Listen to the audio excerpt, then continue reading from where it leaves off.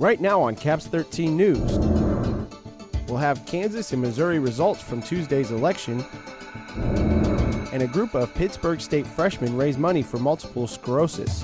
Plus, PSU nursing students are honored in the campus' first white coat ceremony.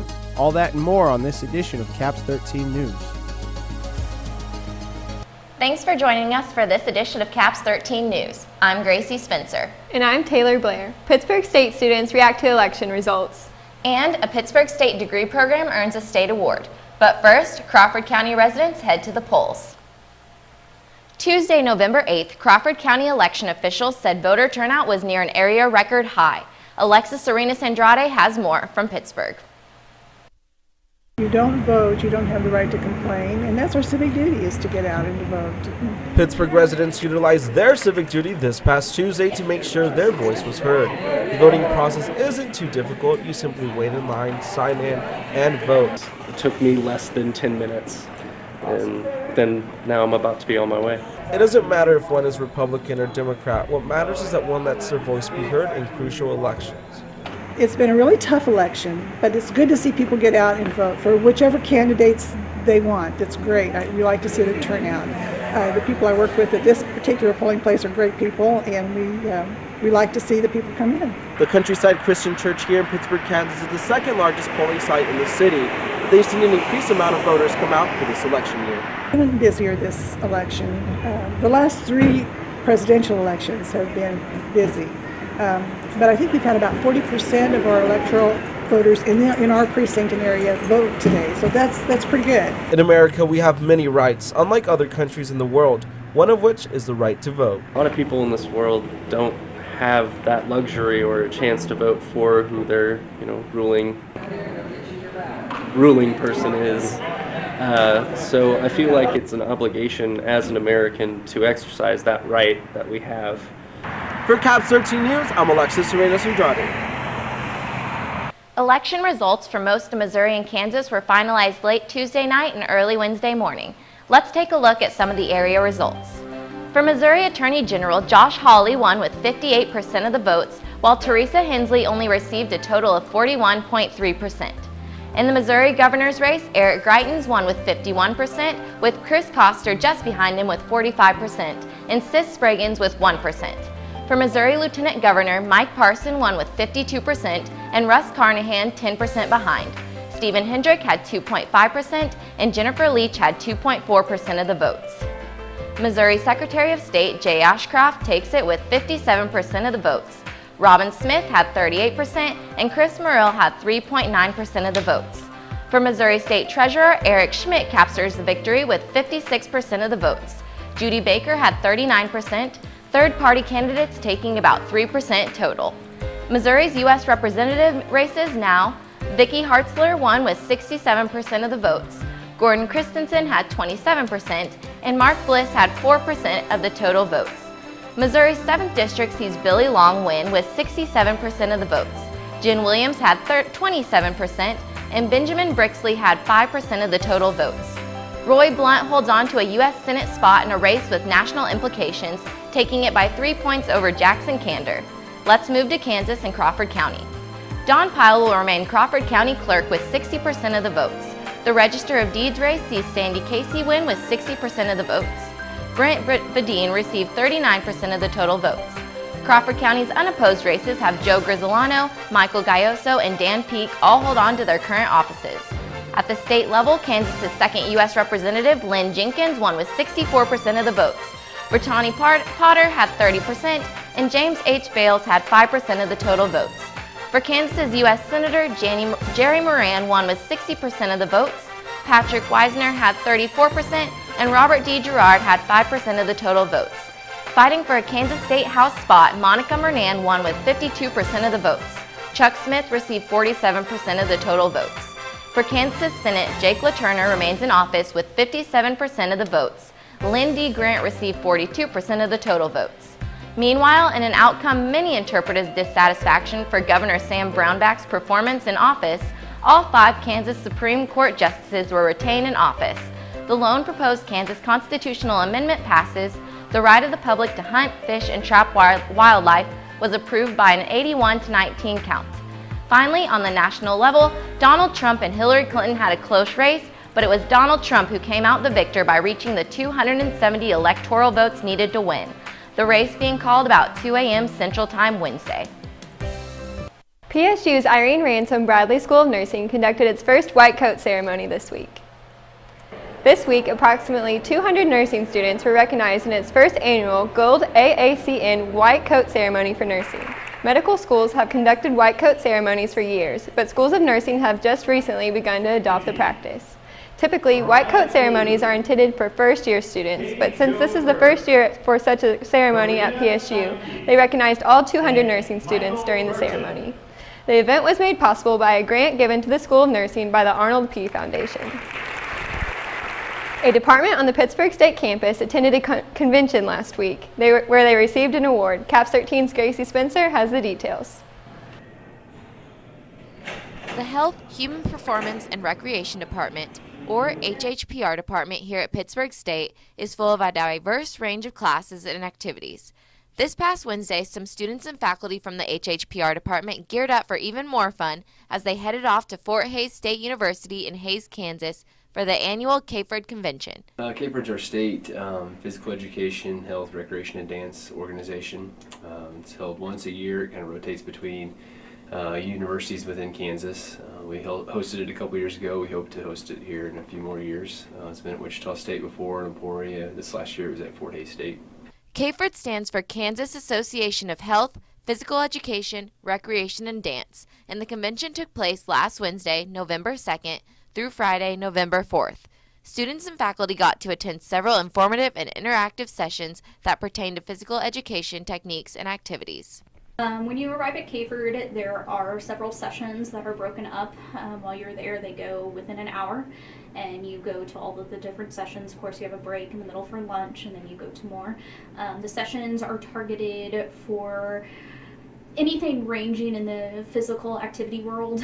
There were things like racquetball, and there were some Zumba classes. Not only do students and faculty have the opportunity to learn about new activities and teaching techniques, but the convention also gives them an opportunity to make connections that may benefit them in the future. Just meeting people. We tell our undergraduate students, you go to CAFERD, you meet someone that's already teaching in a district, and you see a position open up in that district. You can call them up and email them and say, hey, do you remember me from CAFERD? I'd like to apply for the position. Can you tell me anything about it? And so it's a good networking tool as well. As most of the students who attended the conference are interested in future careers in physical education, networking with others in the same field is extremely important.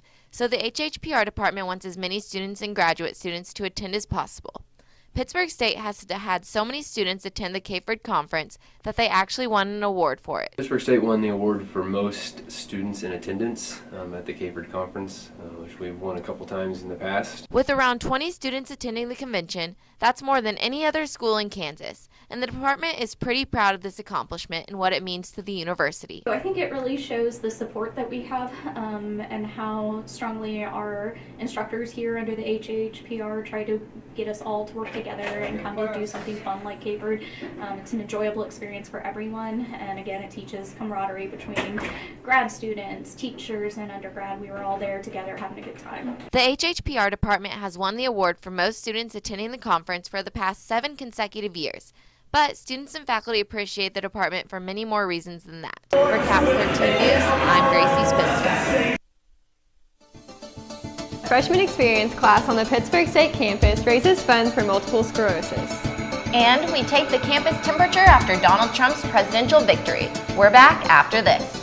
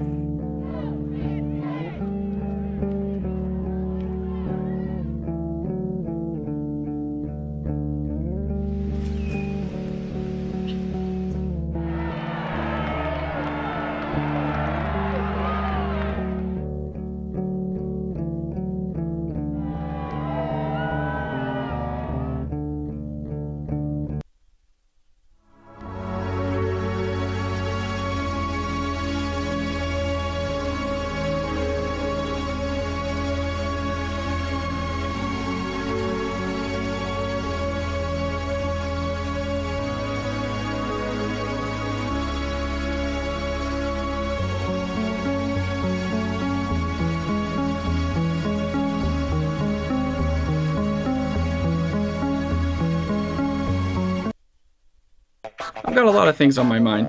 Some things might make you laugh, some things might make you cry, some things might even compromise national security. Why is the internet so obsessed with cats? Hashtag dogs are better. Sorry, but it's true. I can't wait for my trip to Vegas this week, and hashtag Friday can't get here fast enough. Have a nice trip. I hate my job. My boss is such a Oh, crap.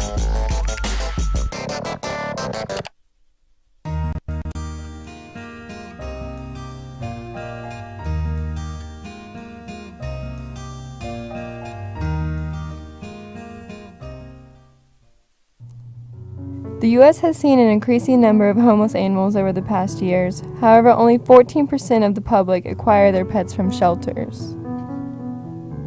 Every year, 5 million animals go into animal shelters nationwide, many spending the rest of their life looking for a home. Because about 40 million of those animals end up euthanized due to overpopulation in the shelters. 5 out of 10 dogs are destroyed simply because nobody wants to adopt them. So, want to know how to help? Save a helpless animal's life by going out to your local animal shelter and adopting a forever friend. Show them there's someone out there that loves them back.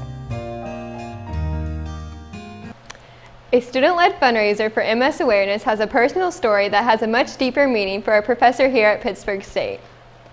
When Professor Troy Como assigned his freshman experience class a service project, he had no idea that his students would start a fundraiser very dear to his heart. The students set up a GoFundMe page to raise awareness for the Mid-America Multiple Sclerosis Society in hopes of raising at least $750 for the 2.5 million people worldwide affected by this disease, Como's wife Lori being one of them. Our freshman experience class, Troy requires that we do a community service project, and we made this entire list of options we could do, but he always talks about how his wife has MS. And so in our little class leaders group me, I was like, why don't we try to do something to raise money for MS? And so we really just did it to give back to Troy and his wife, because we know that she struggles a lot. The campus reaction to the presidential election results fell on a wide spectrum. Ian Aarons hits the Oval to see what students had to say about how things turned out Monday. The votes have been counted and the results are in. To the President-elect of the United States of America, Donald Trump. We asked a few students across campus their reaction to the election results. I was very surprised, actually. I was expecting Clinton to win by a wide margin, actually.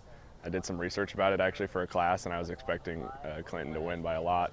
So I was actually very surprised, yes. In all honesty, yeah, it did kind of surprise me. I was following the election all that long, on my cell phone while I was at work and everything. Yeah, even before Election Day, I had fallen into the idea that the media had given out that Hillary was going to win either way.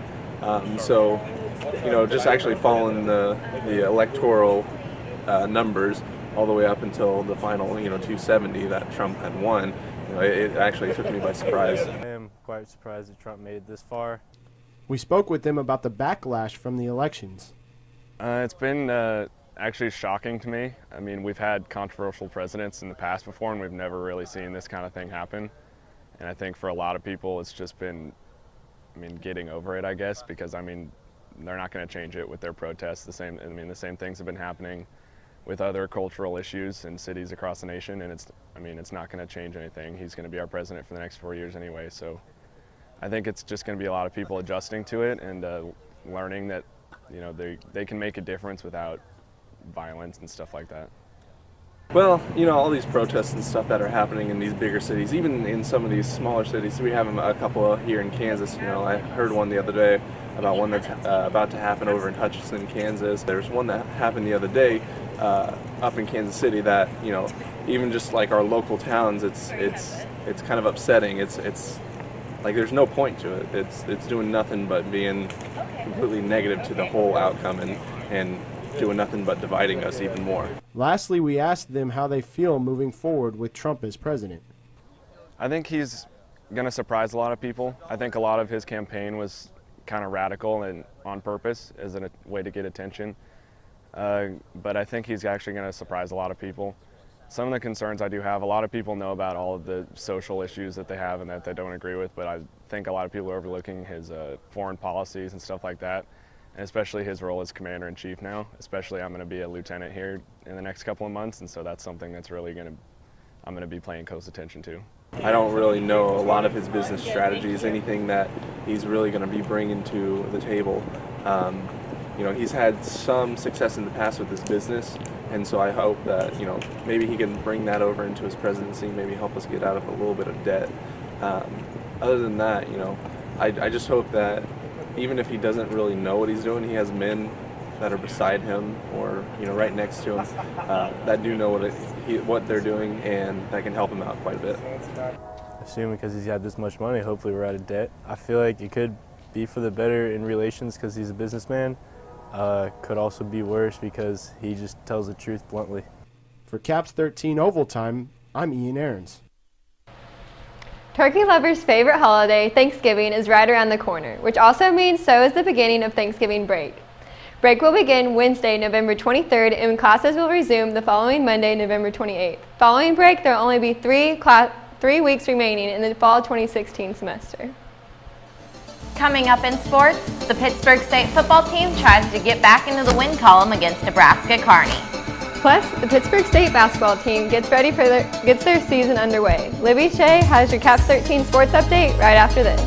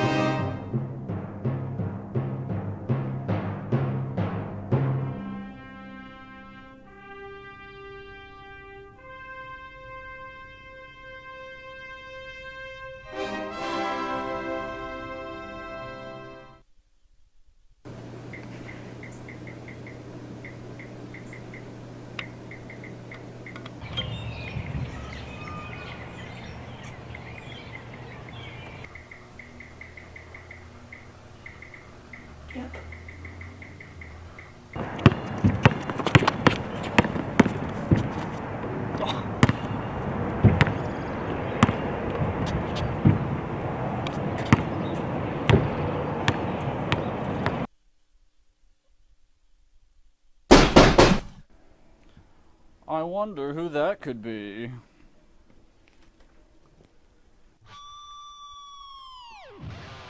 Larry Litterton, what brings you here this fine evening? It's garbage day, bozo. What the heck, man? You wouldn't want somebody to pollute your home, so why pollute theirs? Welcome back. With your Caps 13 sports update, I'm Libby Shea. The football team played the Nebraska Kearney Lopers on Saturday, redeeming themselves after a disappointing loss against Northwest Missouri. The Lopers, who currently have a record of 1-9, were hoping to travel a long journey to Pitt State to receive a win. In the first quarter, Kearney scores first with a 1-yard run by running back Luke Quinn. Not long after, in the first quarter, Pitt State ties it up. Roderick with a fake, then a 73-yard pass to Levi Copeland for a touchdown. Second quarter of action, Roderick with a 60-yard pass to Austin Panko. Panko will stiff-arm his defender to keep him running for a touchdown. Pitt State in the lead, number 13, Darius White, intercepts the ball for a 23-yard touchdown. Late in the second quarter will be the last time Kearney scores with a 1-yard run from Quinn. Pitt State now leads 24-14. Roderick will finish the second quarter with a 2-yard run for a touchdown. Last score of the third quarter, number 24, Keenan Churich will run the ball for a 3-yard touchdown. Last score of the game with the 2-yard run from Steven Sullivan, ending in a Pitt State win 52-21. The Gorillas will finish their season against rival Missouri Southern on Saturday, November 12th. Moving on to basketball, the Pitt State women's team played their exhibition game on Saturday against Bethany College. For Bethany College, the team scoring leaders were Ashton Burdick with 14 points. Coming in second with Sam Ashita with 10 points, and not quite hitting the double digits, Sierra Wong came in third with 8 points. For the Gorillas, Michaela Burgess led the team with 23 points, Shelby Lopez second with 17 points, and Hayden Herlocker third with 12 points. Women's basketball will be home on Friday and Saturday. Men's basketball will be away Friday and Saturday, playing in the NSIC Classic. Pitt State Athletics celebrated Make-A-Wish Day on Saturday at the football game against Nebraska Kearney. Last January, PSU had the pleasure of hosting a wish-granting ceremony for Lily. Athletics also was able to host a wish-granting ceremony for Shelly on Saturday. Shelly is a 16-year-old from Girard battling cancer. Her wish was to be able to go cheer and to go on a shopping spree. Her wish was granted as she had the time of her life cheering with the Pitt State Spirit Squad and now gets to go on a shopping spree. We close out today's sports update at the Pittsburg State University Rec Center as Caps 13's Matt Story finds there are a wide variety of programs available for students and faculty alike.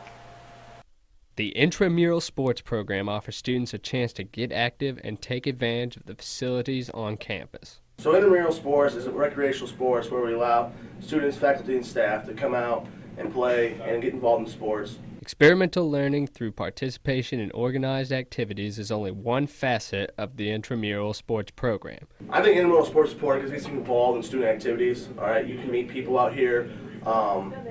Frats and sororities do a big thing on campus, so they're really involved and it gets everyone else involved. To accomplish this, a variety of team, individual, and dual activities are offered. So we have a variety of different sports. We got your major ones, basketball, volleyball, flag football. We also have some lesser known ones like pickleball, racquetball, volleyball, stuff like that.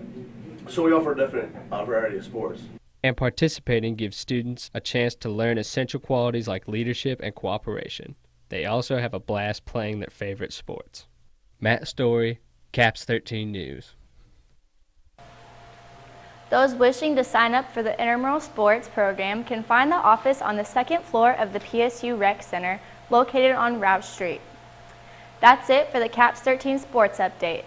Coming up, Billy Eigenman once again shares some interesting life hacks. Stay tuned.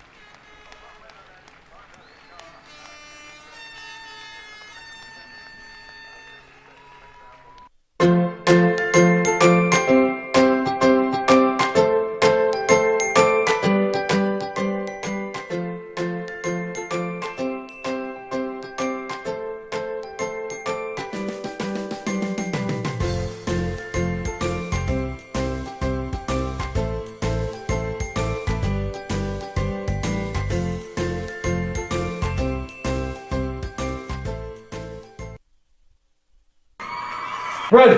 Run! No, wait, wait, wait, wait, wait, wait, wait. No, hold on. No, no, no, no, Oh, can you do that again? It'd be the perfect vine. Are please. you Can kidding say me? it one more time? No Stop way, that. This is going on Instagram. Booty. What are you doing? Oh, you want to take a selfie? No, I don't want to take a selfie.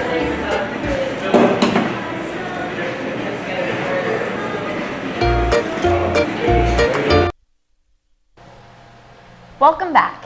It may not be spring, but we're willing to bet that your closet could still use a little cleaning. Mine certainly could. Caps 13's William Eigenman has some easy life hacks to show you this week to keep your wardrobe organized.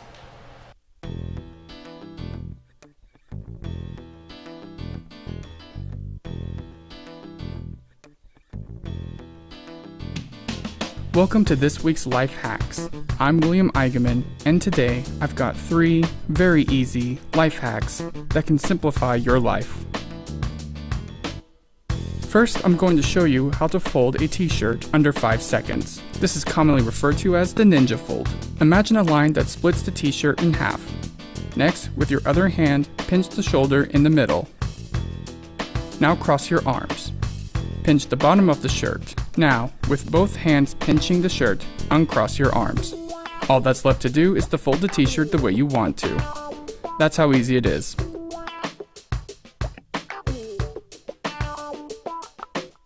Next, I'm going to show you how to conserve space in your dresser. It's very common to lay your clothes in your drawer horizontally, which occupies a lot of space. Instead of laying your clothes horizontally, try stacking them vertically.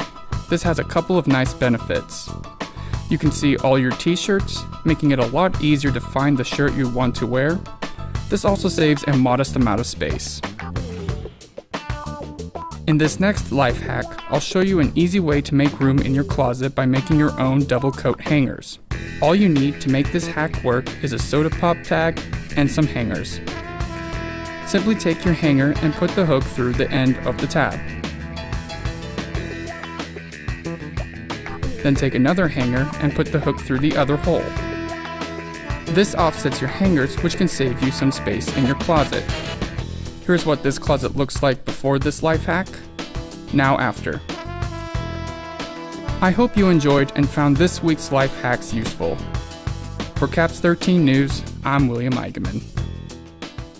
Wow, those are some awesome hacks. I'm going to have to invite William over to come organize my closet because I need some help. I just throw my clothes everywhere. And that pop tab hack, perfect. I need that. My hangers are laying all over my floor. Yeah, William, I actually really like your style. I might have to come over and borrow some of your clothes sometime.